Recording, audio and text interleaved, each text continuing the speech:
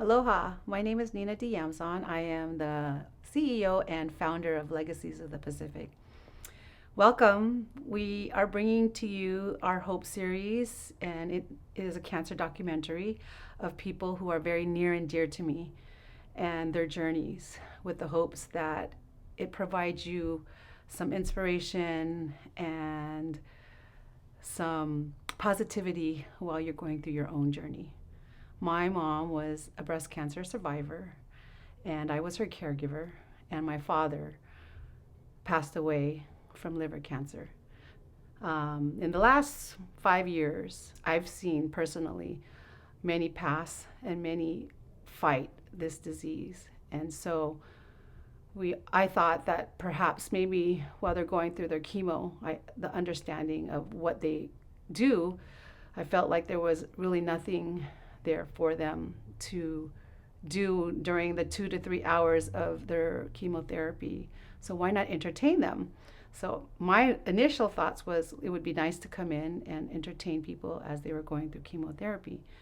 But then COVID hit, and then, that changed everything. So we bring this video series to you with the hopes that you can get through your journey. So aloha and welcome. Hi, my name is Grace Montes. I'm 55 years old.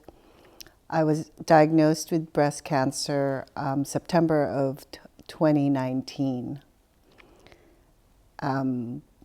It was a stage 2A, which means also that it's a triple negative breast cancer, which from what I understand is a more aggressive type of cancer than the hormonal breast cancer. Hi, Grace. So can you please walk us through your diagnosis? Like, how did you discover it? And what are some of the symptoms that you had? Actually, I've been pretty sort of consistent with doing breast exam. I know that I had did a breast exam May of 2019, and I normally do that at least once a month. During that time, I was involved in the hula group, the Legacy of Pacific, and we had a pride parade that was actually, the San Francisco Pride Parade was in June, and the Oakland Pride Parade was in July of 2019. And then at that time in July, I may not have done my exam in June, but in July I did, and I felt this lump on my right breast. And I was sort of curious whether I had bumped my right breast into something, because I did not feel it. It was a mass there. And so when I felt that, I was a little worried. So that's when I went to get my exam. And from then on, it just kind of fell everything into place. The doctor examined me July, and then a couple weeks after I had biopsy. And it was actually towards the end of August when I had my biopsy, and the results came in by the Labor Day weekend. They really couldn't get in touch with me right away because of the Labor Day weekend. And at that time, I was at work, and I got the call in what the results were. How did you feel when you got your diagnosis? Actually, I had to pause for a while. I was outside my work because I didn't want to take it inside because I didn't know how to react, whether it would be positive or negative at the time. And I actually was just walking around the hall outside on the street, and I felt sort of numbed and shocked because I didn't think it was real on what she said, that yes, Grace, you have breast cancer and you're positive. And so I just had to wait a minute and kind of collect my composure, and because I didn't know what to ask. I didn't know what was going to happen after that. So the doctor just finally just said, we'll get you in touch with the surgeon, with the oncologist, and you just go from there. So everything kind of just fell into place. Every week I had exam, I had a test. I have to just really be motivated in not staying in bed. And I know that will really help me not be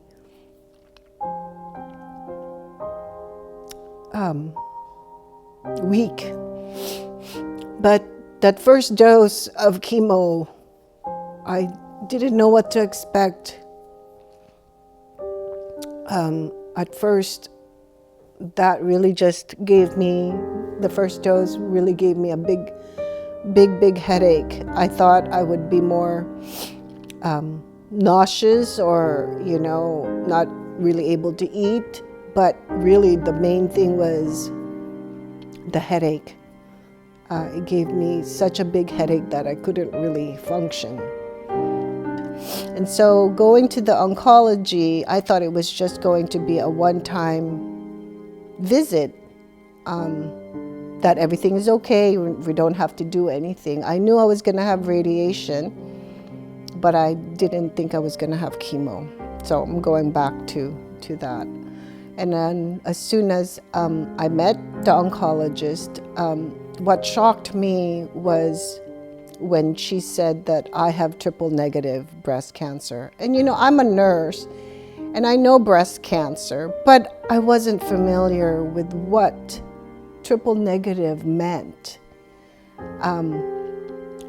I was in total shocked about when she said that you have an aggressive type of cancer. And also I was totally shocked as far as what type of treatment I was going to have.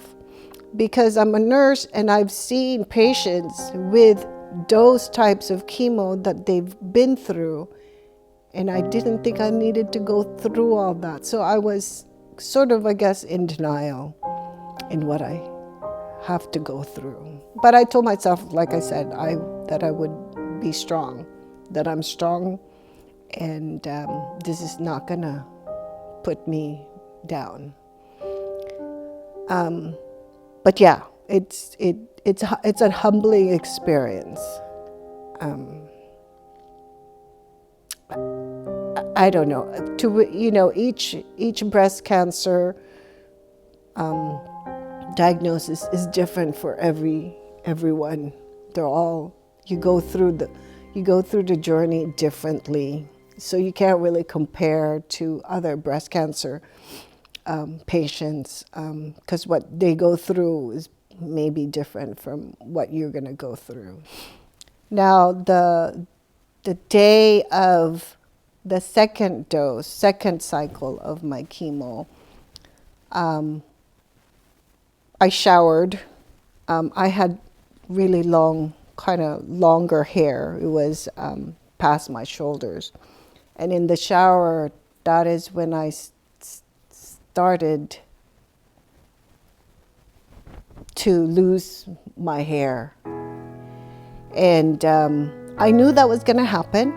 I knew that was going to happen, that was the start of it. But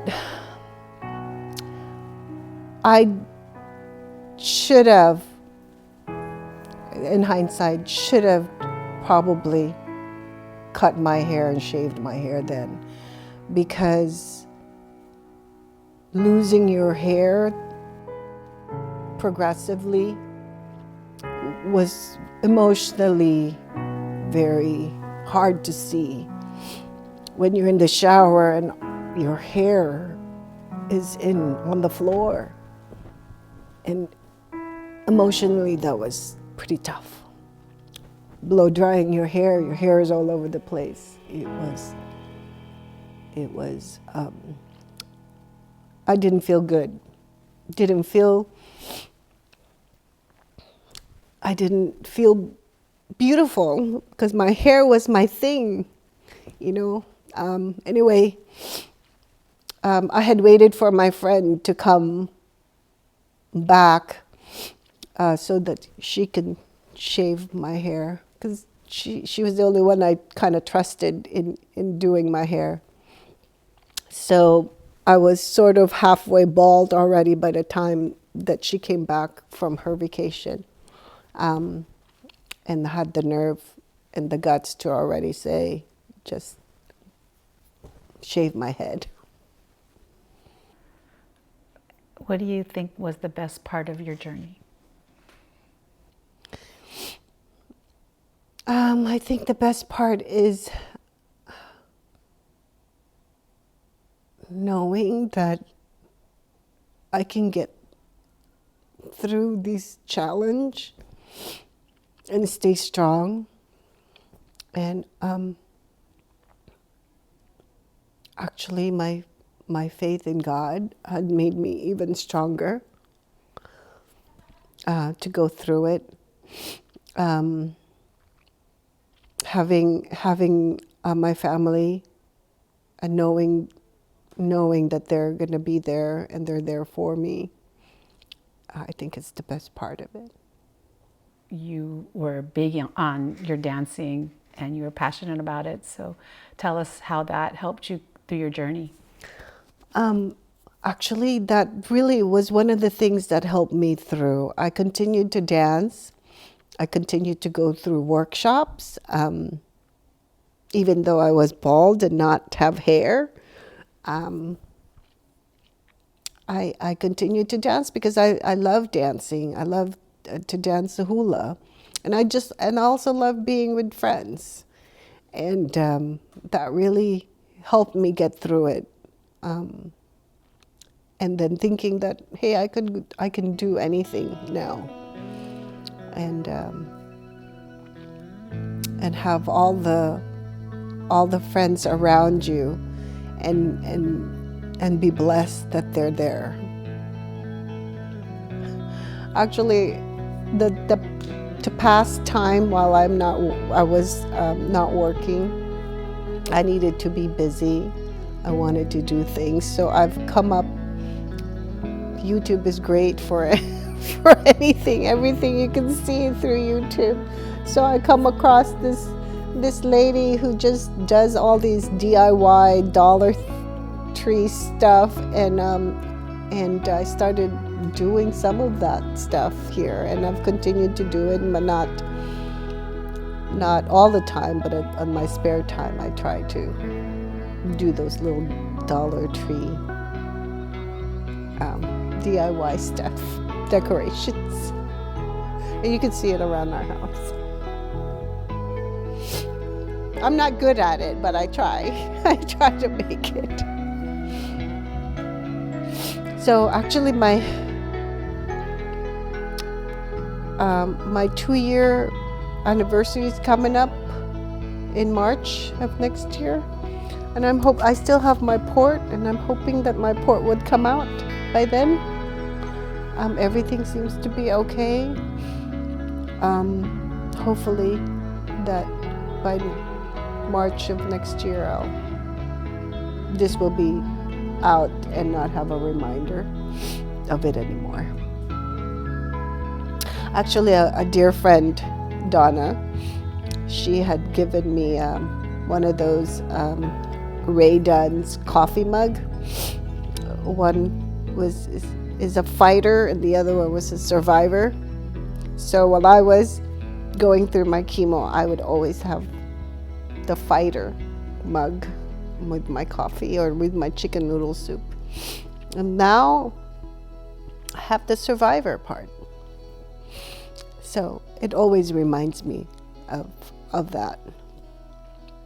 And hopefully I'm done with this. Yeah.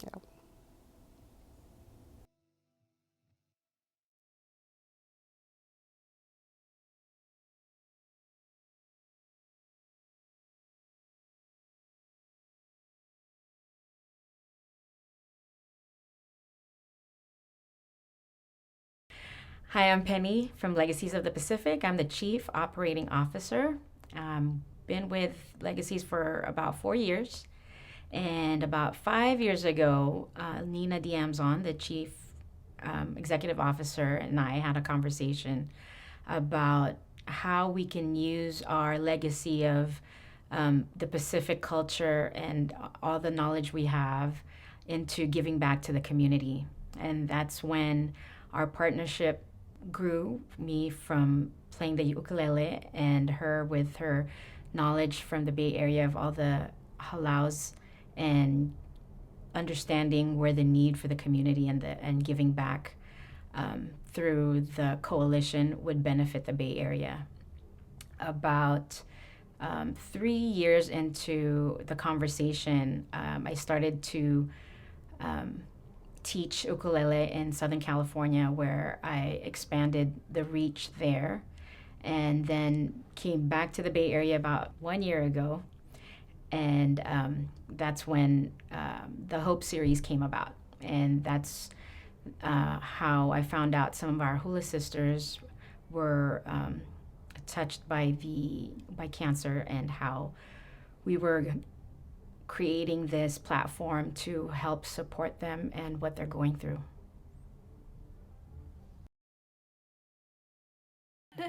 I'm Myshka Javier, and I'm 19 years old. So, Myshka, Hi. Yes. how long has it been since your diagnosis of cancer? I was diagnosed back in September of 2018. So it's been a little over 3 years now since my diagnosis. What type of cancer did you have? I was diagnosed with non-Hodgkin's lymphoma, and that is a type of blood cancer. What were the symptoms and how did you find out? Well, initially I had gotten just a regular cold a few months prior.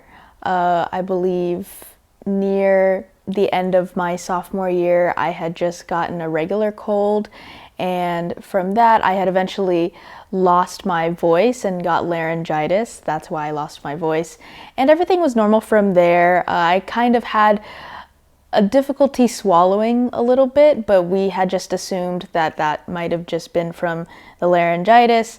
I went to an eye and throat doctor after they had referred me to them, and after that they had did a full workup and had said, my vocal cords are fine, they should heal up soon and my voice should come back.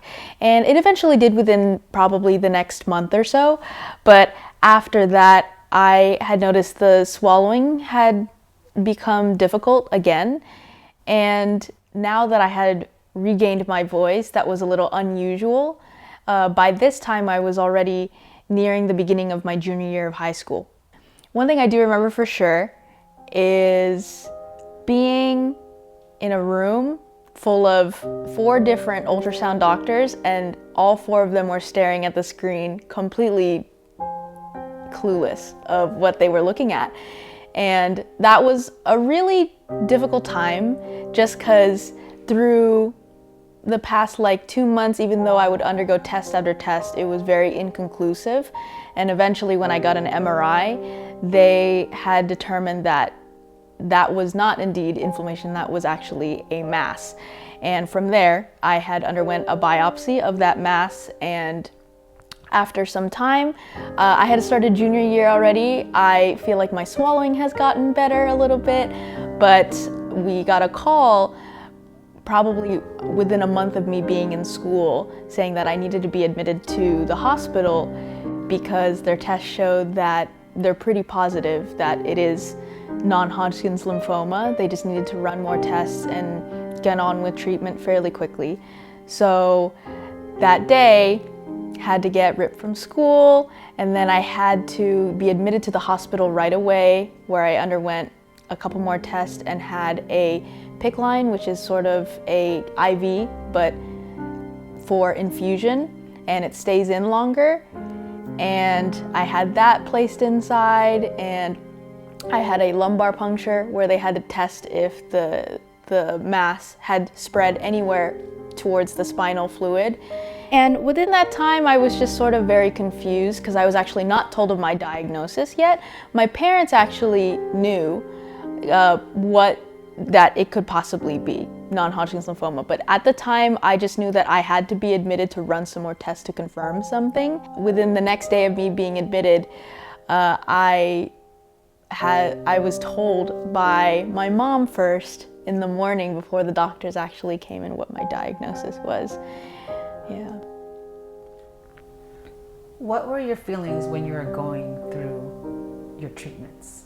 Like your day in, day out grind feelings? Well, during treatment, I think I just tried to stay positive. As cliche as that sounds, it's super important to have a strong mindset for something like that. I would have never expected that I went through this fairly positively now looking back, but I definitely do think that there were those times where I definitely would just have emotional breakdowns out of nowhere, because it's a very exhausting experience, both physically for sure and mentally. I had to be admitted to the hospital for 1 week and take a rest for 3 weeks. So every month I went in for about a week for 6 months. Yeah. Mm-hmm. So basically for 24 hours straight, you were literally getting infused Yes. for 6 days straight. For 6 days straight. Like a week, constantly. So this type of treatment is very different from some other treatments Yeah. that I've heard about. But this was pretty intense. It is intense. Yeah, it was, and I think that's why I said that it was just physically hard on my body. I mean, obviously, you know, there's such things that are associated with most cancers, which are hair loss, but it's definitely a lot more than that.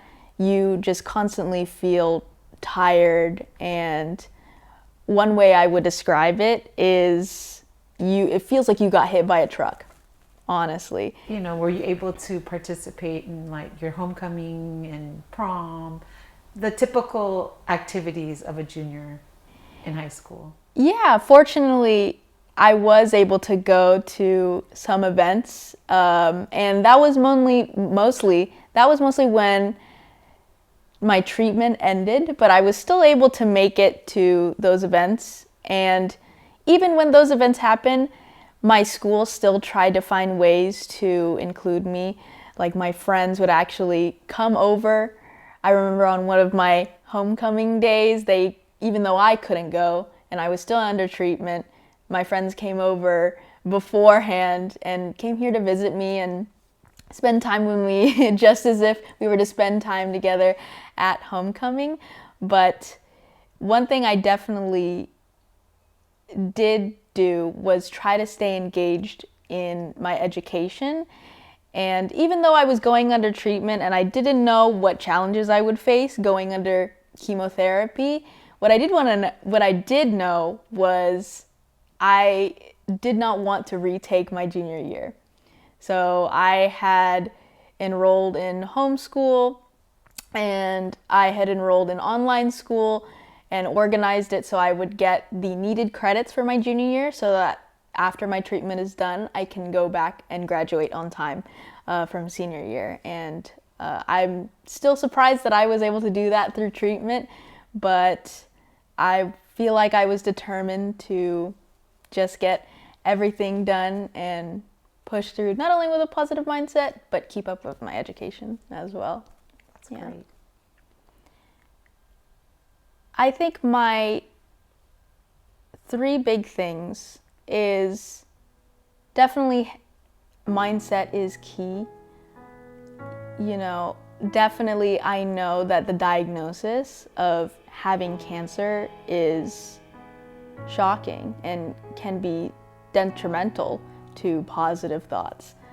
But I believe that when we undergo challenges at times, we don't use these trials and tribulations to discourage us, but I feel like we should use them to fuel our motivation for ourselves. Because everyone has it. I had no idea that I had it in me to go through this and push through this fairly positively. And, you know, that's not everyone's experience. But I will say that mindset is key in always trying to look at the positive side and encouraging yourself that you can do this. What part of what role did it take in your journey? I definitely think that because I had basically grew up in the studio, I had done Polynesian dancing since I was 5 and competed since I was 5 as well. And so because I had grew up with my halau or my studio for many, many years, I have fostered such a strong bond between me and my fellow dancers. And they are basically like a second family to me. So essentially, I had gained a huge amount of support from them, from the dancing community. And I think during my years of dancing, mindset and having stamina and just being honest with yourself and being self-reflective is something that I've learned through dance itself. And so I feel like gaining those attributes of me trying to look inward every now and then had definitely helped me have that mindset a bit easier throughout the process of me being in treatment. Because during that time, I had a lot of time to myself. And because I used to be so busy before, I used to be in the studio 5 days a week before treatment, and I used to interact with so many people. I was just so used to being around in the studio so many times and around people. And now that I had time for myself, I had the chance to apply the things that I've learned in dance, not only within competitions or shows within the Polynesian community, but also somewhere else in life during times where I felt like I wasn't fully myself. I got to look inwards and I got to reflect on myself. And those are the things that I definitely learned from dance and having stamina and keep pushing for something positive. Yeah. What's your status of your cancer now? I believe after 6 to 8 months after my treatment, I believe it was April of 2019, where I was announced that I was in remission. So ever since then, I have been in remission from cancer, which is great. All the mass was treated and is gone. And I'm so thankful that I've gotten out of treatment and now that I get to get back into my normal life and everything is flowing the way it was like as before. So in January is actually my 3rd year anniversary for ending treatment. So that's actually coming up, which is exciting. Nice. And it's something to celebrate and is really big.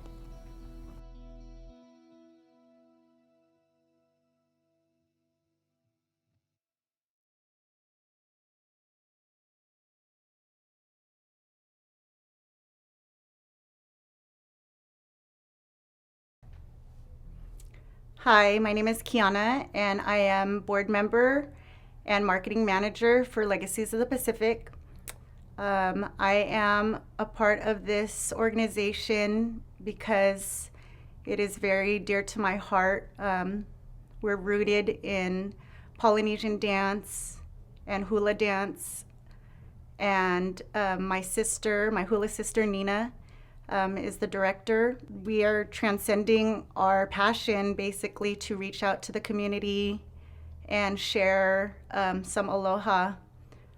And one of our partners is Make-A-Wish Foundation, which was really, for me, it's just a really positive way to give back and share my love of dance.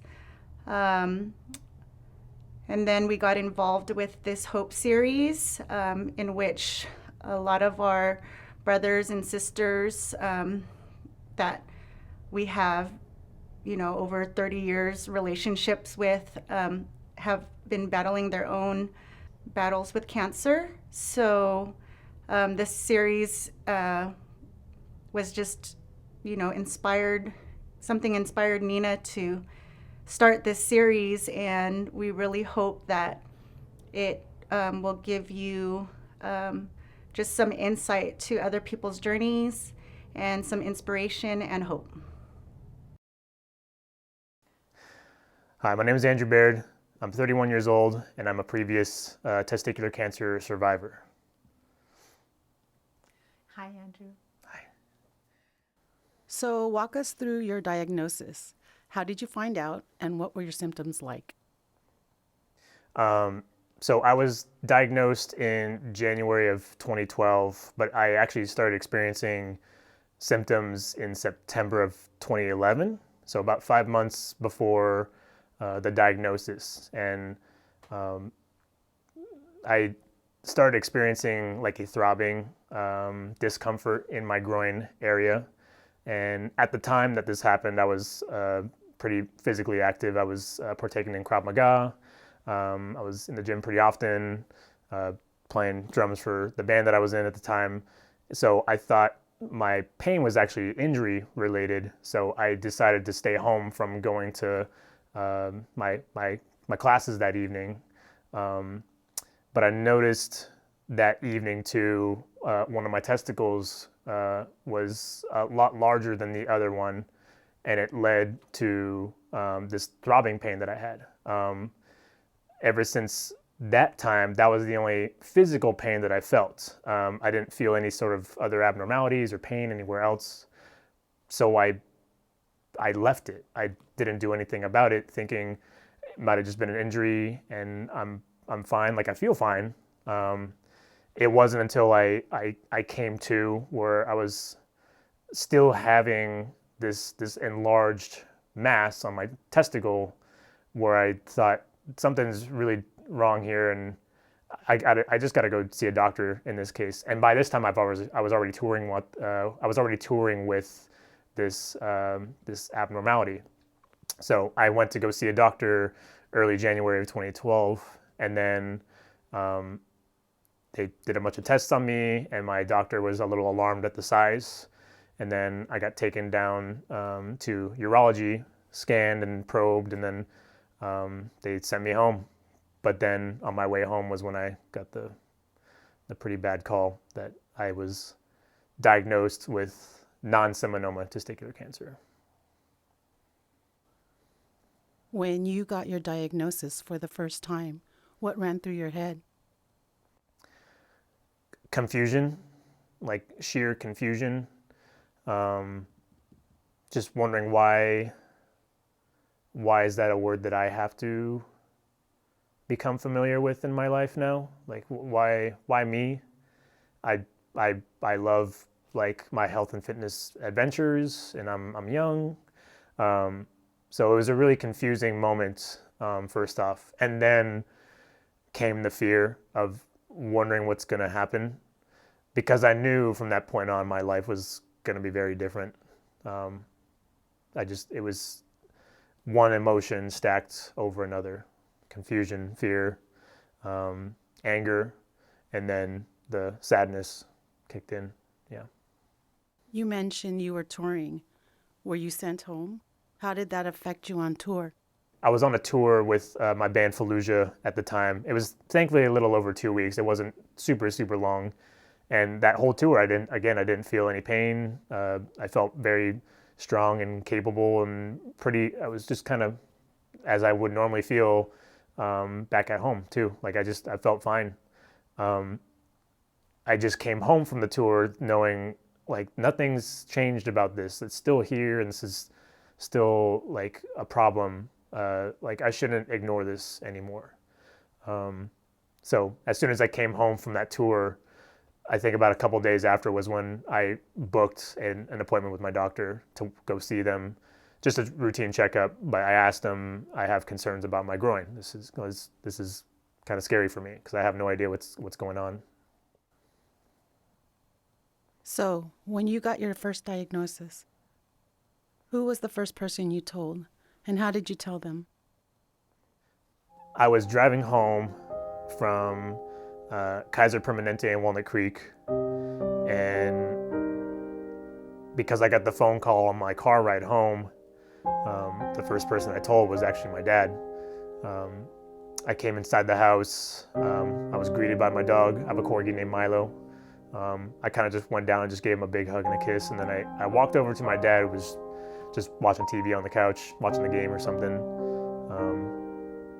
And I remember specifically, very vividly, I came into the living room, asked Dad, "Hey, do you have a moment, Dad? I got some really bad news." And he muted the TV and he said, "What's up, son?" And without looking at me, because he was still watching the TV, I didn't have anything else easier to explain. So I told him, "Dad, I don't have an easy way of saying this to you, but I have cancer now." And I remember him looking from the TV just directly ahead, which meant to me he was processing the words that I just gave him. And that was probably the first time I broke down in front of him in a long time. And because he was processing it, I can tell he was trying to hold back tears, trying to retain strength, which I admire him for. But in a time like that, I feel like there's no need to be strong because this is all bad and it's okay to feel that way. So my dad was the first person that I told that I had cancer. So not 2 days after I was diagnosed, I had my first surgery to remove the mass tumor on my testicle, and it was not even an hour long, and I was barely under anesthesia for like an hour. It was really fast. So a big sigh of relief knowing the source of the problem is now out of my body. So that's what was something I was thankful for. And my recovery after was very easy too. Started out with that, and then I started having chemotherapy, and that was probably the most debilitating part of battling cancer. I did a 1-week cycle of chemo every day for 7 days, and then I would have 2 weeks off to recover and bounce back from chemo. Because my doctors told me, since you're super young and this is to our advantage here, you're gonna bounce back fine, but we're gonna have to blast you first with a ton of chemotherapy and like right out the gate. So you might not feel much symptoms at all at the start, but it's gonna build up really fast. And so I actually went through my first week of chemo, and that, like they said, I actually felt fine. In fact, I actually felt very energized knowing like, hey, maybe I'm gonna be okay. Maybe because I'm a young guy, the symptoms won't be as harsh or heavy for me. I went through the next 2 weeks just fine. I was back in the gym that following Tuesday and feeling good and eating and still being my normal self. Week 2 of chemo came, and I got hit by 10 trucks. Chemotherapy builds up over time. It adds up the more you get it. and you have to have a lot of fluids, so you're peeing it out, and just getting the hydration through your system. So a lot of IVs on me, and a lot of water retention over time too. That was really, really tough. I think after my second week of chemo was when I was starting to lose my hair. I had stubble that I could start pulling out with ease and no pain. You start to develop a metallic taste in your mouth that really messes with your like quality of food, you know. Obviously, immense nausea, and throwing up, and like constipation and those things. Sleep was also a really tough one too, because you have so much happening internally. Even if you knock out for a couple hours at night, you're kind of waking back up because your systems are fighting the infection and trying to cooperate with the chemotherapy. So just a lot was happening internally. So I had really bad sleep, and if I had sleep at all, I had really bad dreams, and I started losing weight fast. Even though I had water retention, I was losing weight at a pretty alarming rate. Any sort of muscle definition I developed over the few years I was into fitness, I was losing it at a rapid rate because I couldn't eat. I couldn't like keep down fluids, and that was when I felt, oh boy, like now I'm really battling cancer if the chemotherapy is doing this to me. So yeah, 4 weeks of chemo, 8 weeks of rest in total. And the doctors were hoping after this bit of chemotherapy, maybe the cells throughout your system and in your blood will have been gone, and your lymph nodes have shrunk. I am a stage 2, which means it went from my testicular spot, my left testicle, into another region of my body. In this case, the lymph nodes in my lower back. And they were unfortunately enlarged, again, because my body's trying to fight infection. So my system's working overtime to try and get rid of it. So after that first bout of chemotherapy, we had to have a large surgery to remove those infected lymph nodes. And that would be the first major surgery I've ever had in my entire life too. It didn't really hit me though until I was done battling cancer, where the emotional turmoil and the trauma that I experienced through cancer and the treatments really affected me. So, yeah. You mentioned today you were still undergoing mental health therapy and getting yourself back on track. How do you think your journey added to that, and what blessings did you see? Or what things did your journey open your eyes to? I think some of the biggest ones were, I don't have a lot of time on earth, you know, to be around the people I care about, to partake in the hobbies that I want to partake in, chasing after goals, just living, and also knowing that there are others out there who don't have these opportunities like I do now. You know, winning, overcoming cancer, bouncing back in my health, and continuing on with my life, feeling actually very invigorated, defeating it, and using that as an accelerant to the things that I want to be doing in my life. I know many people don't have those opportunities or don't make it. So I think about that sort of thing probably every day still to this day, how just grateful I am, and how I don't take my health or my life for granted anymore, you know. If you had to tell someone who is going through treatment or who just got their diagnosis today, what advice would you give them? What is the one takeaway you would want them to know? You are enough. And sometimes being enough is the best you can do. And that's completely okay. Because it's gonna get really tough. And there is light at the end of the tunnel. Yeah. Tell us what that light was for you. I knew after having gone through something so harmful and damaging in my life, I couldn't go back to the life that I had beforehand. I had to look at life differently from that point on, knowing that I probably got a second chance of living, of health and moving onward. So I took this fight that I had to have with cancer and my experiences with it as a form of motivation and inspiration for myself, in which I now realized I'm not doing the things I'm doing in my life just for me. It's now for other people.